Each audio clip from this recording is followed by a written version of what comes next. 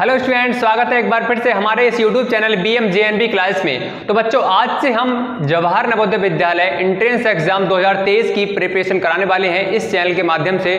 और बच्चों, अगर आप 2023 जवाहर नवोदय विद्यालय की तैयारी करना चाहते हैं तो आपके सामने बहुत बेस्ट मौका है, यही सही टाइम है आपको तैयारी करना स्टार्ट कर देना चाहिए। आपके पास में ना टाइम की कमी है, भले ही को थोड़ा पढ़ो, लेकिन क्या है, आपको रेगुलरिटी बनाकर रखनी है, क्योंकि नवोदय का जो सिलेबस है इतना आसान भी नहीं है जितना आप समझ रहे हो।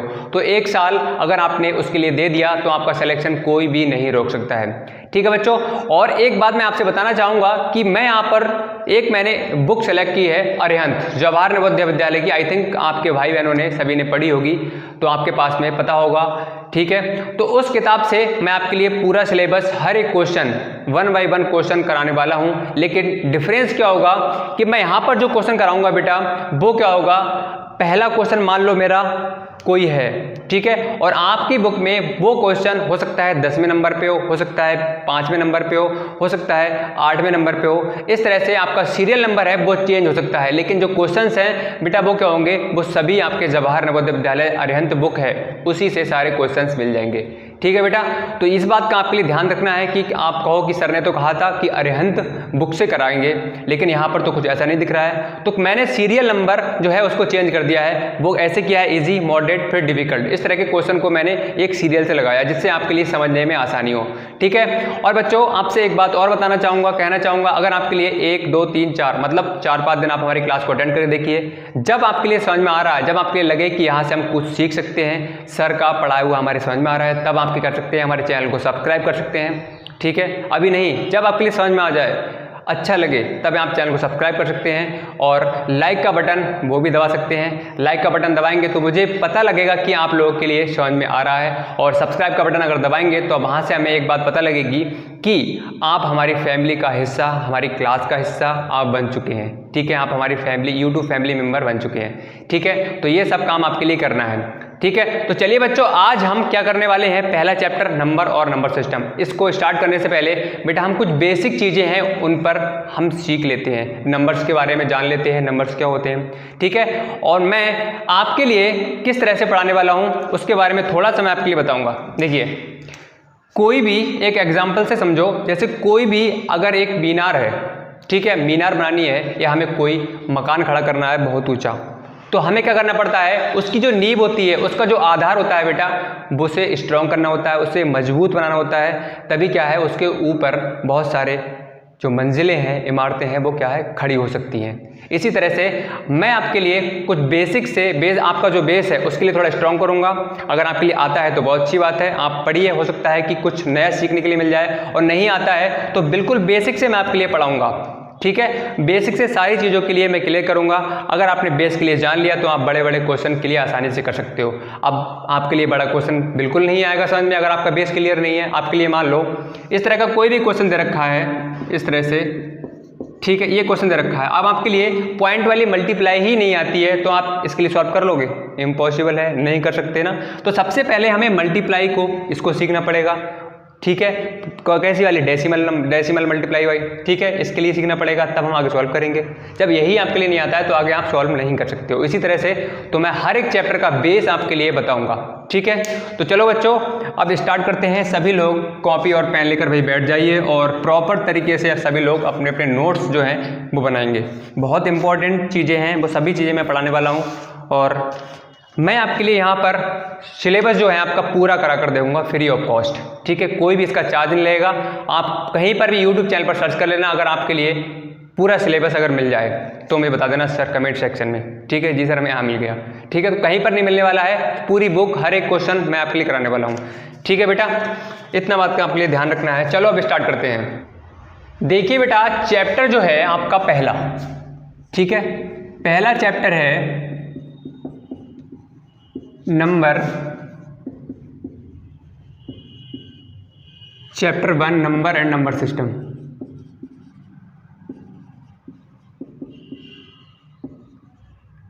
नंबर सिस्टम, ठीक है, संख्या और संख्या पद्धति।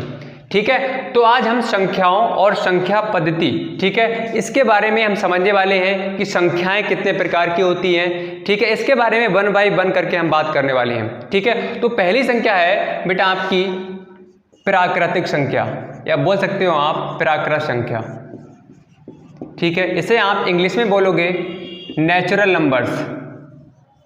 जो इंग्लिश वाले स्टूडेंट हैं वो इंग्लिश में नोट करें और जो हिंदी वाले हैं वो हिंदी में, ठीक है। तो प्राकृतिक संख्याएं आखिर ये कौन सी होती हैं? नेचुरल नंबर्स, ठीक है। तो बेटा देखिए, आपने बचपन में आपके लिए सबसे पहली बार मैथ्स का जो पार्ट पढ़ाया गया होगा बेटा, वो क्या होगा?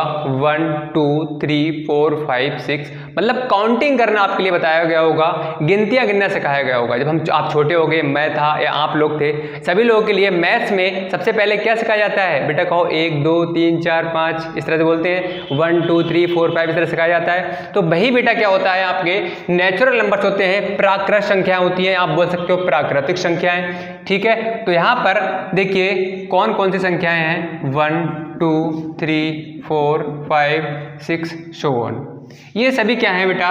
प्राकृतिक संख्याएं हैं, ठीक है। गिनतियों वाली संख्याएं क्या कहलाती हैं? प्राकृतिक संख्याएं कहलाती हैं, काउंटिंग नंबर्स, ठीक है। क्लियर हो गया? अगर आपसे मैं क्वेश्चन कर लूं, बताइए बेटा, ए ऑप्शन आपके सामने दे रखा है 0, बी ऑप्शन दे रखा है 1, सी ऑप्शन दे रखा है 3 और डी ऑप्शन दे रखा है 4। इसमें आप फाइंड करिए कि कौन सा नंबर नेचुरल नंबर नहीं है, प्राकृतिक संख्या नहीं है। तो आप कौन सा बताएंगे?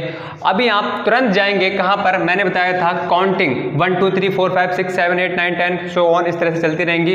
तो वो क्या होते हैं बेटा? प्राकृतिक संख्या होती हैं, प्राकृतिक संख्या होती हैं, नेचुरल नंबर्स होते हैं। अब यहाँ पर आप देखेंगे, कहोगे सर 1 ये भी इस ग्रुप से है, 3 ये भी नेचुरल नंबर वाले ग्रुप से है, ये भी कहाँ है? इस ग्रुप से है। इसका मतलब ये तीनों क्या हैं? नेचुरल नंबर है। और सर आपने हमसे पूछा है कि क्या नेचुरल नंबर नहीं है, प्राकृतिक संख्या नहीं है, तो आप कहोगे सर ए वाला ऑप्शन बिल्कुल सही हो जाएगा, ठीक है। बहुत अच्छे, आपने अच्छे से समझ लिया, ठीक है। अब देखिए सेकंड जो है आपका दूसरा, पूर्ण संख्याएं, ठीक है, पूर्ण संख्याएं। और एक बात और आप सुन लो, यहाँ पर प्राकृतिक संख्या और नेचुरल नंबर, इसकी मैं डेफिनेशन आपके लिए नहीं लिखाने वाला हूँ, आप अपनी भाषा में लिख सकते हैं, ठीक है। कौन सी होती हैं? वे संख्याएं जो गिनतियों वाली संख्याएं क्या कहलाती हैं? Natural numbers. काउंटिंग नंबर्स क्या कहलाते हैं? Natural numbers. इस तरह से लिख सकते हो, ठीक है। और आपके लिए क्या लिखने को थोड़ी आएगा उसमें, है ना, समझना है, बस थोड़ा सा आप हिंट करके लिख लेना, ठीक। तो ये क्या हो जाएंगे? Natural numbers. अब पूर्ण संख्याएं,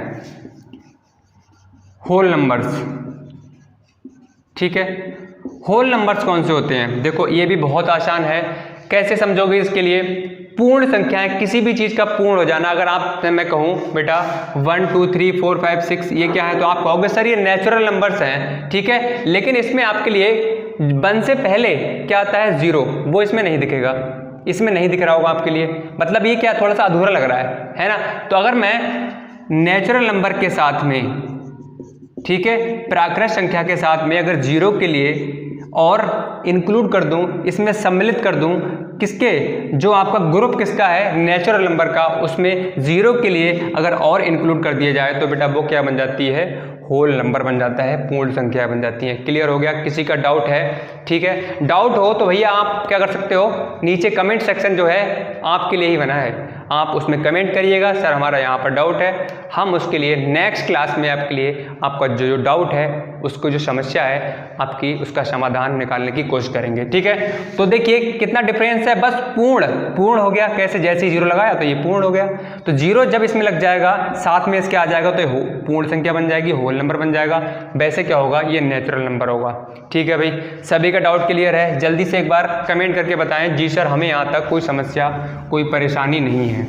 ठीक है, अगर भाई समझ में आए तो मैंने आपके लिए बताया है, मुझे बार बार कहने की आई थिंक ज़रूरत नहीं पड़नी चाहिए। समझ में आए 1-2 क्लास आप देख लीजिए, तब लाइक करिए, सब्सक्राइब करिए। ठीक है, अदरवाइज़ हम तो पढ़ाएंगे, हमारा काम ही है पढ़ाना। ठीक है, अब देखो थर्ड वाला जो आपका नंबर है बेटा वो है पूर्णांक। ठीक है, तीसरा है पूर्णांक, इंटीजर्स। ठीक है, अब देखिए इंटीजर्स कौन से होते हैं। अभी हमने प्राकृत संख्या और पूर्ण संख्याओं के बारे में जाना था।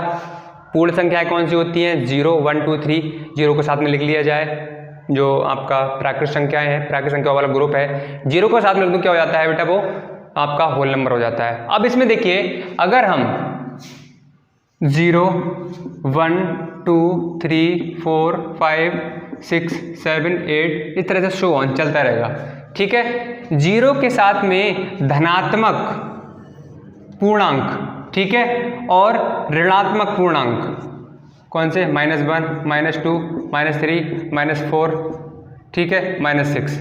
इसके लिए ले लूँ 0 के साथ में प्लस वाले नंबर्स और 0 के साथ में माइनस वाले अगर नंबर्स के लिए रख दिया जाए तो क्या बन जाता है बेटा? वो इंटीजर्स बन जाता है, मतलब पूर्णांक बन जाता है। क्लियर हो गया भाई यहाँ तक सभी के लिए? जल्दी से कमेंट सेक्शन में कमेंट करके बताएं जी सर हमें यहाँ तक कोई डाउट, कोई समस्या नहीं है, ठीक है। जल्दी से भाई कमेंट करके बताओ। 1 मिनट में थोड़ा सा सही कर लूँ इसके लिए, एक तरफ साइड से आ रहा है अभी, ठीक है भाई। तो सभी का डाउट जो सभी की यहाँ तक समझ में आ गया, 3 तक, ठीक है। अब चौथा बेटा आपकी जो संख्याएं हैं वो कौन सी हैं? भाज्य संख्याएं। अगर आप इसका एग्जाम्पल अगर करो तो समझना चाहो तो समझ सकते हो।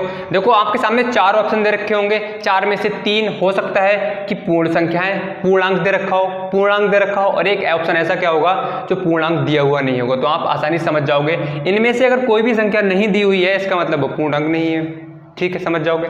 आई थिंक समझाने की जरूरत नहीं है। और ये समझने के बाद में हम हर एक संख्या का एग्जाम्पल लेकर समझेंगे, ठीक है। तो आप टेंशन मत लो, बस पढ़ते रहो, परेशान होने की जरूरत नहीं है। अब 4th वाला है आपका भाज्य संख्याएं, ठीक है, कंपोजिट नंबर, ठीक है।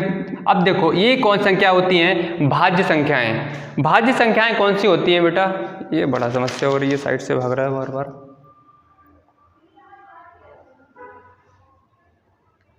देखिए बेटा भाज्य संख्याएं कौन सी होती है? ऐसी संख्याएं, जैसे ऐसी संख्याएं जिसके फैक्टर करें तो क्या हो जाने चाहिए? 3 से कम फैक्टर नहीं आने चाहिए, मिनिमम 3 फैक्टर्स होते ही हैं। अगर कोई भी संख्या आप ले लो, मैंने मान लो 4 संख्या ले ली, ठीक है, कंपोजिट नंबर, मैंने एक कंपोजिट नंबर ले लिया, भाज्य संख्या ले ली। अगर मैं इसकी बेटा फैक्टर करूं तो इसका फैक्टर 1 होगा, गुणनखंड इसका 2 होगा और गुणनखंड क्या होगा? 4 होगा, ठीक है। तो भाज्य संख्याओं को आप कैसे पहचानोगे? ऐसी संख्याएं जिसके मिनिमम 3 फैक्टर्स तो होने ही चाहिए, तभी क्या होगा बेटा? वो एक कंपोजिट नंबर होगा, एक भाज्य संख्या होगी। इसी तरह से 4 क्या है बेटा? हमने इसके फैक्टर किए तो क्या आया यहाँ से निकल के? क्या आया निकल के यहाँ से? तो 1 2 और 4, ये क्या निकल कर आया? इसके फैक्टर हो गए। तो मिनिमम बेटा कितने होते हैं? कम से कम कितने होंगे? इसके 3 फैक्टर होंगे, ठीक है। और आपसे क्वेश्चन पूछ लेता है कभी कभी कि बताइए कि सबसे छोटी भाज्य संख्या कौन सी है, सबसे स्मॉलेस्ट कंपोजिट नंबर कौन सा है? तो आप क्या करेंगे? बताएंगे 4 है। अब देखो 4 कैसे होगा? इससे पहले वाली जो संख्याएं हैं 1 2 3, ये वाली क्यों नहीं हुई? क्यों नहीं हुई? देखिए अगर मैं 1 का फैक्टर करूंगा तो 1 आएगा, आएगा नहीं आएगा। 2 का फैक्टर करूंगा तो 1 आएगा और 2 आएगा। 3 का करोगे तो 1 आएगा और 3 आएगा। इट्स मीन्स इनके बेटा जो फैक्टर हैं वो क्या हो रहे हैं? 1 हो रहा है, 1 हो रहा है, 1 हो रहा है, 2 हो रहा है, 1 हो रहा है, 3 हो रहा है। इसके फैक्टर हमारे कितने हो रहे हैं? सिर्फ और सिर्फ 2 हो रहे हैं। और मैंने अभी आपके लिए बताया है कि मिनिमम 3 फैक्टर्स तो होने ही चाहिए। अगर इससे कम फैक्टर हो रहे हैं तो वो क्या है? एक कंपोजिट नंबर नहीं है, मतलब आपकी भाज्य संख्या नहीं है। क्लियर हो गया समस्या आपकी? तो इसीलिए क्या है, 4 क्या है? एक सबसे छोटा कंपोजिट नंबर है, ठीक है। 1 2 3 ये वाले क्यों नहीं हुआ? क्योंकि इसके जो फैक्टर है मिनिमम कितने हो रहे हैं बेटा? 2 हो रहे हैं। अगर इनमें से मान लो 3 के 3 फैक्टर हो जाते तो क्या होता? सबसे छोटी कंपोजिट नंबर क्या होती? 3 हो जाती। क्लियर है डाउट? अब देखिए अधिक से अधिक तो आपके कुछ नहीं भी हो सकते हैं, ठीक है। जैसे 4 के बाद 5 आता है, ये क्या है? ये तो वैसे ही नहीं होगा, इसका 1 होगा और 5 होगा, 2 फैक्टर हो रहे हैं। आपका 6 हो सकता है, 1 से हो जाएगा, 2 से हो जाएगा, 3 से हो जाएगा, 6 हो जाएगा, ठीक है। तो मिनिमम आपके 3 फैक्टर होंगे और मैक्सिमम आपके हो सकते हैं ज़्यादा से ज़्यादा, ठीक है। समझ में आई बात? चलो भाई बहुत अच्छे। अब देखिए नेक्स्ट है आपका 5th। देखो 5th वाला है आपका अभाज्य संख्याएं, अभाज्य संख्याएं, ठीक है। प्राइम नंबर्स,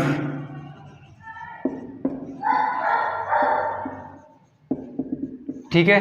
प्राइम नंबर्स, अभाज्य संख्याएं कौन सी होती हैं? देखिए बेटा, अभाज्य संख्या को पहचानने का तरीका ये की है, वो तरीका ये है, अगर आप कोई भी संख्या दे रखी है लिखी हुई, मान लो इस तरह से 5 दे रखी है और एक दे रखी है 15, भाई शांत हो जा, ठीक है। तो 5 दे रखी है और दूसरी दे रखी है 15, ठीक है।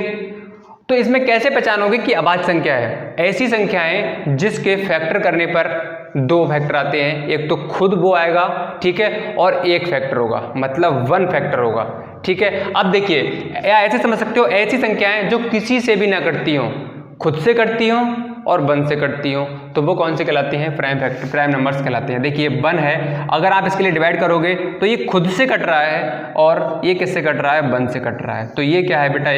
एक अभाज्य संख्या है, एक प्राइम नंबर है। और 15 की बात करें तो ये 1 से कट जाएगा, 3 से कट जाएगा, 5 से कट जाएगा और किससे कट जाएगा? 15 से, ठीक है। तो इसके मिनिमम, ठीक है, कम से कम इसके कितने होते हैं? 2 फैक्टर होते हैं, ठीक है। कम से कम इसके 2 फैक्टर होंगे, एक 1 होगा, एक 5 होगा, और अधिक से अधिक भी आपके कितने हो सकते हैं? 2 ही हो सकते हैं। बात समझ में आ गई? क्लियर हो गया? अब 15 क्यों नहीं हुआ? देखो 15 अभाज्य संख्या की जो कंडीशन है वो क्या बताती है? वो ये बताती है कि अगर कोई भी संख्या दे रखी हो, उस संख्या में अगर हम डिवाइड करना चाहें तो वो या तो खुद से कटती हो, ठीक है, या 1 से कटती हो, तो ये क्या है? एक प्राइम नंबर हो जाएगा। वो क्या कहलाएगा? प्राइम नंबर कहलाएगा। इसमें क्या है? खुद से कट रही है और 1 से भी कट रही है, लेकिन साथ साथ में 3 से और 5 से कट रही है, तो इसका मतलब क्या है? ये आपकी अभाज्य संख्या नहीं होगी। तो कोई भी संख्या आपके सामने दे रखी हो तो उसके लिए क्या करना है? वो किसी से भी ना कट रही हो, तो इसका मतलब क्या है? किसी से डिवाइड नहीं हो रही हो, इसका मतलब वो क्या होगी? आपकी अभाज्य संख्या होगी। क्लियर हो गया? चलो भाई आगे देखो। नेक्स्ट है आपका, नेक्स्ट अभाज्य सम संख्याएं, ठीक है। नेक्स्ट आपका है सम संख्याएं, इवन नंबर, ठीक है। को फिफ्थ होगा सम संख्याएं। सम संख्याएं देखिए कौन सी होती हैं? Even numbers. ऐसी संख्याएं, ऐसे नंबर्स जिसको अगर हम डिवाइड करें तो वो 2 से कट जाए, ठीक है। कोई भी संख्या आपके सामने दे रखी हो, अगर वो 2 से कट जाती है, इट्स मीन्स वो क्या होगी? एक इवन नंबर होगा, एक क्या होगी? सम संख्या होगी, ठीक है। समझ में आ गया? तो आपके सामने अगर मैं एक संख्या इस तरह से लिख देता हूँ, यहाँ पर 4 और एक लिख देता हूँ यहाँ पर मैं 15, तो इसमें आप कैसे बताओगे? तो आप कहोगे सर अभी आपने बताया है एक 4 है और एक 5 है, इस संख्या में सर आपने कहा था 2 से डिवाइड लगा के देखो, अगर वो संख्या 2 से डिवाइड हो जाती है, कंप्लीटली डिवाइड हो जाती है, इट्स मीन्स वो क्या होगी? एक सम संख्या होगी, एक इवन नंबर होगा। तो मैं इसमें क्या करता हूँ? 2 से डिवाइड लगा देता हूँ, तो ये वाली क्या है? कट रही है, तो इसका मतलब ये क्या हो जाएगी? सम संख्या हो जाएगी, एक इवन नंबर हो जाएगा।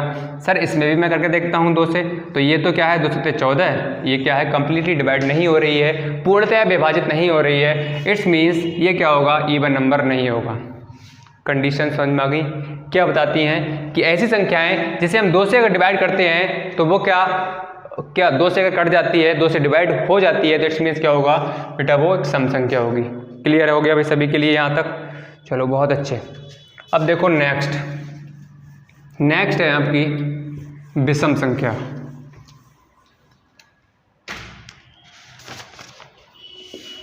विषम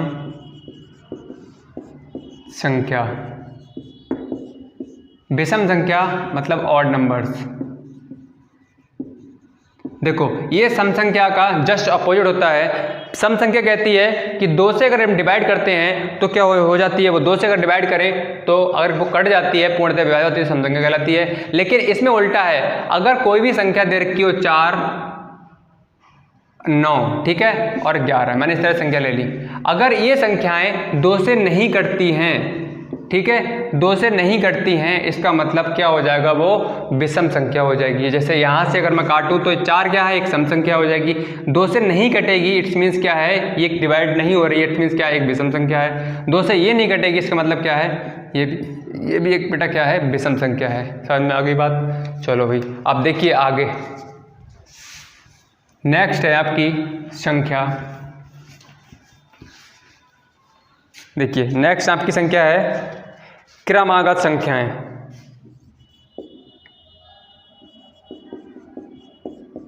ठीक है, सभी लोग भाई नोट्स बनाते हुए चलें, ध्यान रखो, प्रॉपर नोट्स होने चाहिए। कॉन्सिक्यूटिव नंबर्स, ठीक है। देखो कॉन्सिक्यूटिव नंबर्स कौन से होते हैं, ऐसे नंबर्स मैंने मान लो इस तरह से लिख दिया 1 2 3 4 5 6 7 8 इस तरह से, ठीक है। एक लिख दिया 2 4 6 8 10। कहने का मतलब ये है, अगर आप इसके बीच में जो गैप देखेंगे, ठीक है, वो 1 1 का है, 1 1 का है, ठीक है। इसमें देखेंगे 2 2 का है। मतलब अगर कोई भी श्रृंखला दे रखी है, सीरीज दे रखी है, उसके बीच में गैप जो है, हर एक नंबर के बीच का जो गैप है वो क्या है, एक जैसा है, समान है, ठीक है, इक्वल है, तब वो क्या होगी, क्रमागत संख्याएं होंगी। जैसे यहाँ पर 1 1 का गैप हो रहा है, इस सीरीज में 2 2 का गैप हो रहा है, इट्स मीन्स क्या है, ये क्रमागत है, ये भी क्रमागत है। एक संख्या मान लो मैंने इस तरह से 1 लिख दी, 1 3 8 15। देखिए गैप कितने का हो रहा है, 2 का, कितने का हो रहा है, 5 का, इसमें कितने का हो रहा है, 7 का। अब देखो ये क्या एक क्रमागत संख्या है, तो ये नहीं होगी। तो क्रमागत संख्याएं क्या कहती हैं कि उसके बीच का जो गैप है, कोई भी सीरीज दे रखी है तो क्या होगा, उसके बीच का डिफरेंस जो होगा वो इक्वल होगा, ठीक है, हर एक नंबर का। ठीक है भाई, समझ में आ गया। चलो भाई बहुत अच्छे। चलो तो आज के लिए हम बेटा इतना ही रखते हैं, बाकी आगे की चीज़ें हैं वो नेक्स्ट क्लास में हम कंटिन्यू करने वाले हैं। गर्मी भाई बहुत तेज़ी से पड़ रही है, तो मैंने आपके लिए सोचा कि एक इंट्रोडक्शन क्लास हो जाए, कुछ थोड़ा समझा भी दिया किस तरह से हम चीज़ों को वर्क करने वाले हैं, ये भी मैंने आपके लिए बता दिया। सिलेबस आपका पूरा करा कर दिया जाएगा, इससे आप निश्चिंत रहें, ठीक है। हर एक क्वेश्चन कराया जाएगा, तो आप कहीं पर जाने की ज़रूरत नहीं है। सारी क्लासेस जो है, सारा सिलेबस जो है, सारे चैप्टर्स जो हैं यहीं पर आपके लिए देखने के मिलेंगे फ्री ऑफ कॉस्ट, कोई भी चार्ज नहीं होगा, ठीक है। अदरवाइज़ आप किसी और कोचिंग में जाएंगे और कहीं पढ़ते हैं यूट्यूब चैनल पर, उस पर क्या होता है, प्ले स्टोर पर आपके लिए ऐप मिलेंगे, तो उसमें क्या होता है, आपके लिए पे करना पड़ता है सिलेबस के लिए, तो इसमें आपके लिए कोई भी चार्ज नहीं देना पड़ेगा, ठीक है बच्चों। तो चलो बच्चों आज के लिए हम इतना ही करते हैं, लेकिन आज से बाद में नेक्स्ट डे हम करने हैं, नेक्स्ट क्लास में हम करने वाले हैं आगे की चीज़ों के लिए, ठीक है। इसके आगे कुछ रह गए हैं, कुछ संख्याएं भी रह गई हैं, जैसे आपकी परिमेय संख्याएं, अपरिमेय संख्याएं और सहभाज्य संख्याएं, रेशनल, इरेशनल, को प्राइम नंबर्स, इस तरह के नंबर्स रह गए हैं। तो आई थिंक वो चीज़ें आपकी एग्जाम में नहीं पूछी जाती हैं, लेकिन इनके लिए भी हम कवर करेंगे जब आप रिवीजन करेंगे, ठीक है। तो अभी आप इन पर फोकस करिएगा, इनको लर्न करिएगा, समझिएगा, क्योंकि इन चीज़ों का आपका वर्क है, इन संख्याओं का यूज़ आपका चैप्टर में होने वाला है। अगर आपने इनके लिए याद नहीं किया तो आपके लिए समस्या जरूर क्रिएट होने वाली है इस चैप्टर में, ठीक है। तो आपके कितने नंबर्स हैं, देखो आई थिंक 7 नंबर्स हैं, ठीक है, इन्हें याद कर लो। सबकी पहचान मैंने बता दी है, समझ में ना आए तो एक दो बार वीडियो को पीछे जाओ, दोबारा से देख लो, समझ में आ जाएंगी, ठीक है। तो नेक्स्ट क्लास में हम आगे चीज़ कंटिन्यू करेंगे। कुछ चीज़ें रहेंगी स्थानीय मान, जैसे प्लेस वैल्यू, फेस वैल्यू रह गई है, ठीक है, ये कुछ चीज़ें रह गई हैं, उनको नेक्स्ट क्लास में हम कवर करने वाले हैं। तो आई होप आपके लिए क्लास पसंद आई होगी, तो क्लास को लाइक कर सकते हैं अगर समझ में आया हो तो, ठीक है, अदरवाइज आपका मन है। तो चलिए बच्चों मिलते हैं नेक्स्ट क्लास के साथ में नेक्स्ट डे, तब तक के लिए बच्चों bye bye and take care.